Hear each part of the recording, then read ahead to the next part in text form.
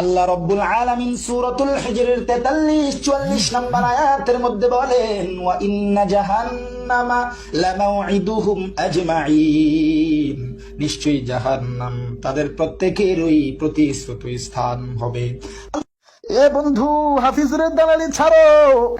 আল্লাহ তাআলা এত নাজ নেয়ামত দান করছে, এত সুন্দর কণ্ঠ দান করছে, কারো দালালি করার জন্য না, একমাত্র জন্য বলি। কারো দালালি করার দরকার নাই, কারো সুর নকল করার দরকার নাই। আল্লাহ তোমার যে সুর দিছে ওই সুরটা নিয়ে সন্তুষ্ট থাকো। এরে, তুই যে আমারে নসিহত করলি, তোর গলায় তো হাফিজুরের আওয়াজ শোনা যায়।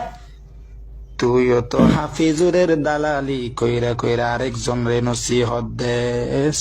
না না, আরেকজনের দালালি কইরা কইরা অন্য জন রে নসিহত দিস না।